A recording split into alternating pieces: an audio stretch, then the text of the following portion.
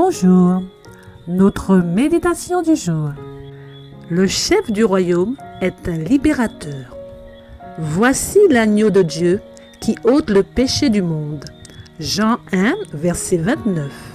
Daniel reçut une vision de bêtes féroces représentant les puissances de cette terre. Mais l'emblème du royaume messianique est un agneau.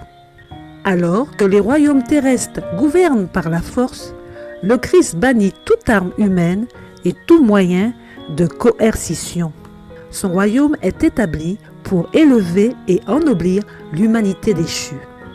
Le premier holocauste offert par Adam lui causa une douleur cuisante.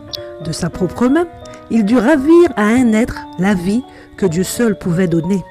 En égorgeant l'innocente victime, il frissonna à la pensée que son péché ferait couler le sang de l'agneau de Dieu. Cette scène lui donna un sentiment plus profond et plus vif d'une faute qui ne pouvait être expiée que par la mort d'un être cher au cœur du Très-Haut. Puis, Adam s'émut devant la beauté infinie de celui qui consentait à offrir aux pécheurs une telle rançon. Les types et les ombres du service lévitique, avec les prophéties, ne donnaient aux Israélites qu'une vue peu claire de la miséricorde et de la grâce que le Christ a révélée au monde. L'homme ne peut observer la loi morale que grâce au Christ.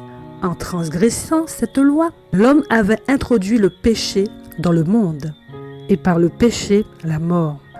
Le Christ devint la propitiation pour le péché de l'homme. Il offrit sa perfection de caractère en lieu et place de l'état de péché de l'homme. Il prit sur lui la malédiction attachée à la désobéissance. Les sacrifices et les offrandes préfiguraient le sacrifice qu'il allait accomplir. L'agneau immolé était un type de l'agneau qui ôte le péché du monde. Il existe une parfaite harmonie entre la loi et l'évangile. Ils s'appuient mutuellement. Avec toute sa majesté, la loi affronte la conscience. Elle fait sentir au pécheur combien il a besoin du Christ en tant que propitiation pour le péché. L'Évangile reconnaît l'autorité et l'immutabilité de la loi. Je n'ai connu le péché que par la loi, déclare Paul. Le sentiment du péché provoqué par la loi jette le pécheur aux pieds du Sauveur.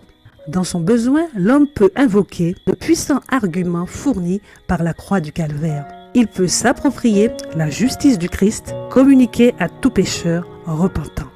Amen.